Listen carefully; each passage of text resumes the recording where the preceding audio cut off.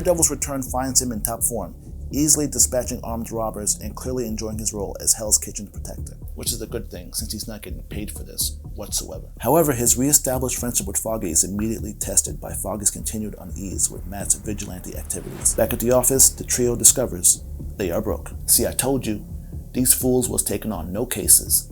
Now look, a violent massacre at an Irish gangster club leaves only one survivor, Grotto. At Josie's, Matt notices Grotto's nervous demeanor and discovers he's carrying a gun. Grotto, seeking legal representation, collapses, revealing a gunshot wound. May have been too much of that post-shootout hen dog, if you ask me. Matt and Foggy visit the crime scene, learning from Brett Mahoney that this attack is similar to others, possibly perpetrated by a heavily armed paramilitary group. At the hospital, Karen, posing as Grotto's wife, tries to reassure him of his safety. As you can see, he's clearly out of it, because the moment he wakes up, homie's trying to smash. Meanwhile, Daredevil pressures Turk for information, which leads him to a slaughterhouse. There, he discovers human bodies among the animal carcasses and rescues a surviving victim, who describes a single killer responsible for the massacre. Foggy's investigation leads him to the Dogs of Hell headquarters. I don't know why dude was thinking he could enter that spot with a casual head nod, where he narrowly escapes a confrontation thanks to a past connection. He learns that the bikers were also victims of the same army. The episode concludes in a dramatic confrontation at the hospital. Frank Castle, the lone killer, arrives to finish off Grotto. Karen and Grotto flee, pursued by Castle. Daredevil intervenes, engaging in a brutal fight with him. Despite gaining the upper hand, Daredevil is shot and falls, leaving his fate uncertain. Foggy, worried about Matt's disappearance after the previous night's encounter with the Punisher, tracks him down to a rooftop where he finds him unconscious. After getting Matt back to his apartment, they realize about Matt's reckless vigilantism. Foggy convinces Matt to rest, but remains deeply concerned about his well-being.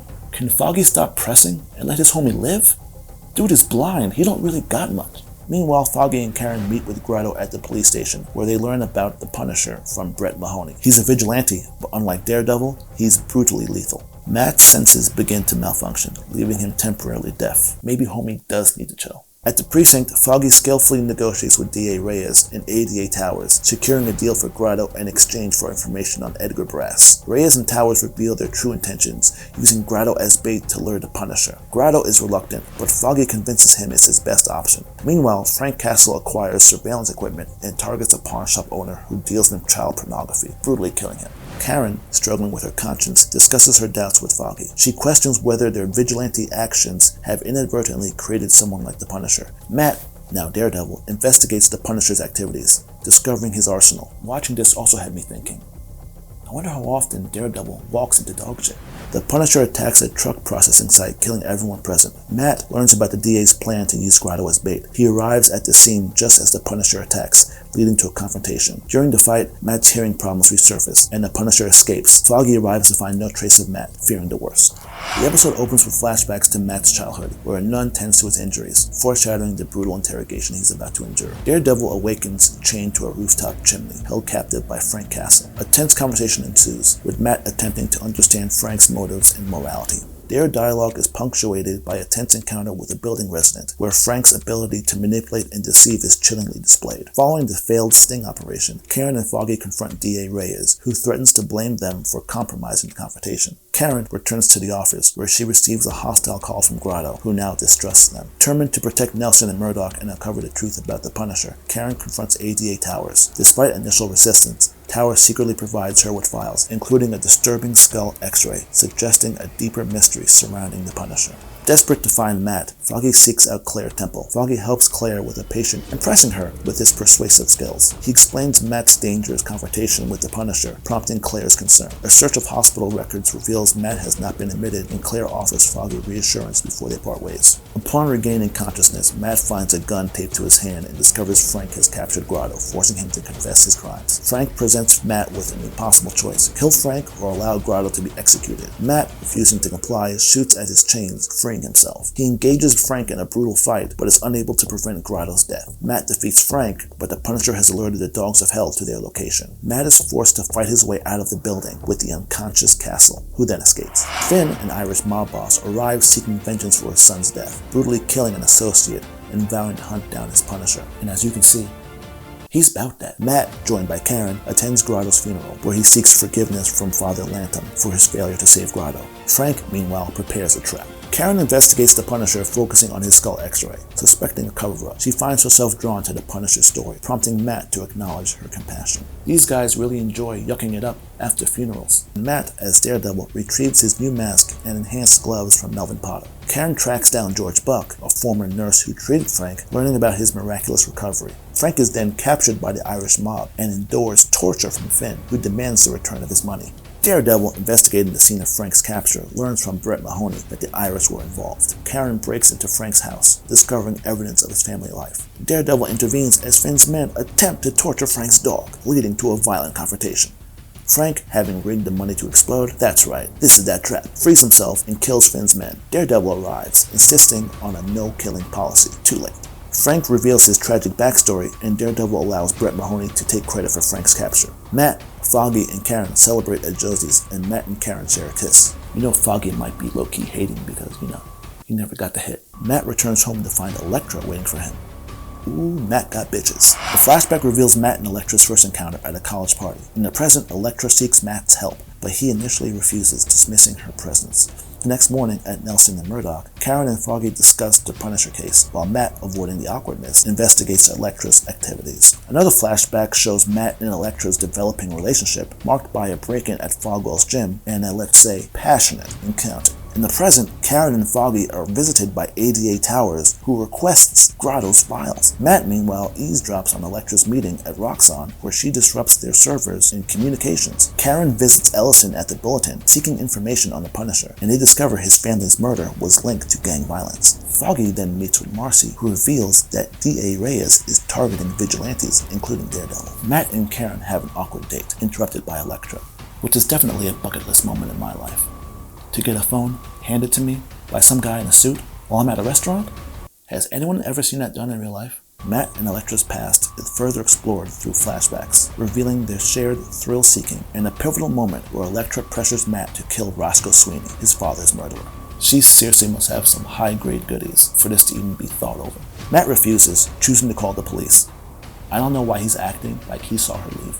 Matt and Karen end their date with a kiss. The episode concludes with Matt confronting Elektra at her penthouse, where she reveals his Daredevil suit. Yakuza assailants attack Elektra's apartment, leading to a fierce battle with Matt. Afterwards, Elektra reveals the Yakuza's connection to Roxxon and convinces Matt to help her, setting a no-killing rule. He snatched that plate a little too casually for my liking. Meanwhile, at the courthouse, Karen and Foggy encounter Frank Castle's public defender, discovering the DA's intent to extradite him to Delaware for the death penalty. This prompts Matt to take on Castle's case. At the hospital, Matt, Karen, and Foggy confront Frank Castle, who initially distrusts lawyers. They reveal the DA's potential death wish for him, and Karen's emotional appeal convinces Frank to accept their representation. However, Matt is called away by Elektra, leaving Karen and Foggy to delve into Castle's case. They learn the full extent of the charges and discover Frank will only speak to Karen alone. Apparently he's trying to get a slice of that American pie too. Frank shares details of his family's murder, confirming the involvement of various gangs. Matt and Elektra infiltrate a Roxxon gala to steal a secret ledger. They acquire a keycard and bypass security, finding the ledger in a hidden room. They narrowly escape, using their combined skills to outsmart security guards. Back at the hospital, Foggy secures a deal for Castle, avoiding the death penalty, but Frank unexpectedly pleads not guilty, setting the stage for a high-profile trial. Elektra analyzes the stolen ledger, finding coded information hinting at a larger conspiracy. At the gala, Stan Gibson is executed by Mr. Hirachi, who reveals he's not Yakuza. Matt returns home to an irate Foggy, who details the fallout from Frank's plea in the impending trial. Foggy, frustrated with Matt's divided attention,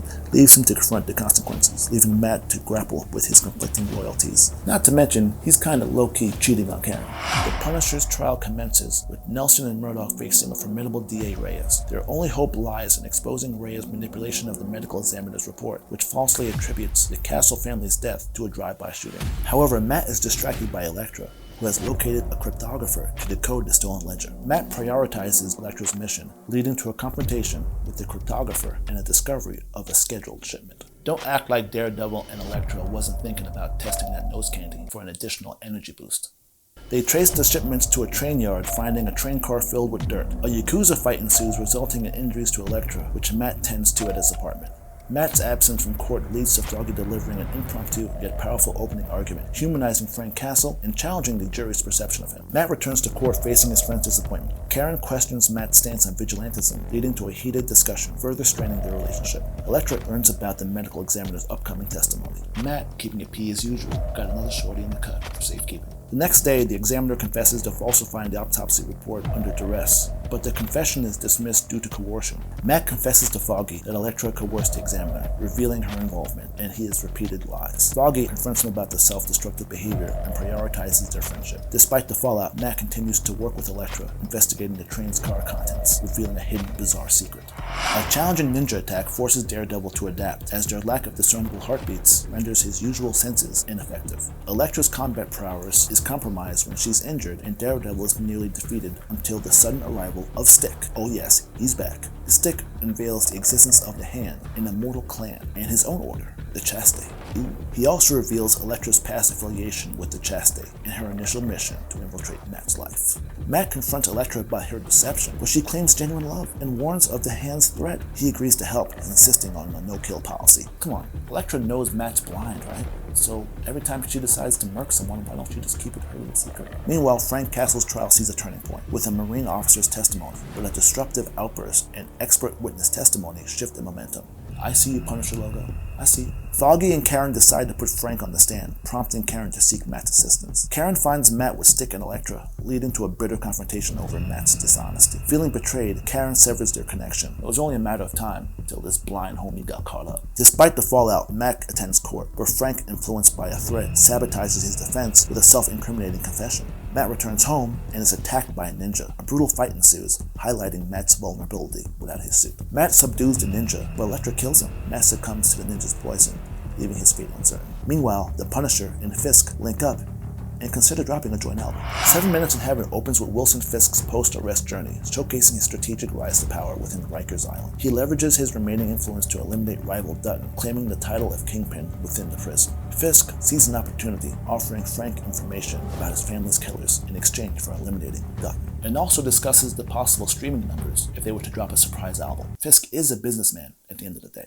Meanwhile, Matt recovers from his poisoning, treated by Elektra with Stick's antidote. He confronts Elektra about her lethal actions, leading to a bitter exchange in their separation. The number of times women have walked out on this man is astonishing. Matt's strained relationship extends to Foggy, whom he dismisses, further isolating himself. Karen pursues a lead on an unidentified victim from the Castle massacre, uncovering a cover-up involving an undercover cop. Yes, that's a lot of covers. Karen, partnering with Ellison at the Bulletin, exposes the falsified autopsy report, revealing a botched sting operation. Those newspaper storage rooms have the answers to everything. In Rikers, Frank faces a prison riot orchestrated by Fisk. He violently fights his way through the inmates, demonstrating his brutal efficiency. Fisk, impressed, offers Frank a new mission: eliminate the elusive drug lord, the blacksmith. Frank accepts, setting the stage for his release in a new chapter of his vengeance. Daredevil, investigating the farm, uncovers a gruesome scene: caged prisoners being drained of blood, alongside a mysterious sarcophagus. He's attacked by Nobu, who reveals his resurrection, and escapes with the sarcophagus. The episode concludes with Frank's release, disguised as a guard.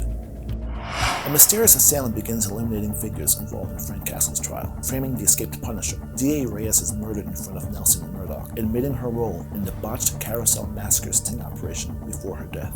FYI, whenever you see a high-level authority figure dressing down, their days are numbered. While Foggy recovers from a gunshot wound, Karen investigates the murders. Matt infiltrates Rikers Island, suspecting Fisk's involvement in Castle's escape. Matt taunts Fisk, threatening to expose his wife's attempted return, provoking a violent outburst from the imprisoned Kingpin.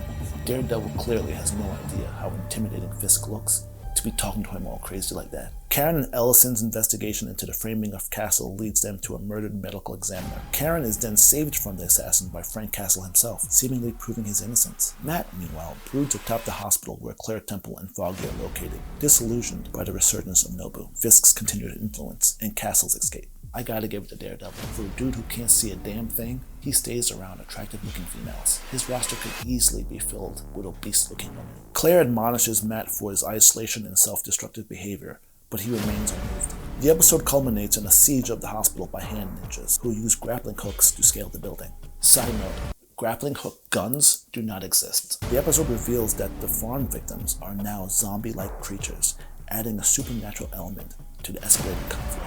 380 opens with Daredevil rescuing Claire from a hand attack, and no, not his backhand, but the farm victims are lost.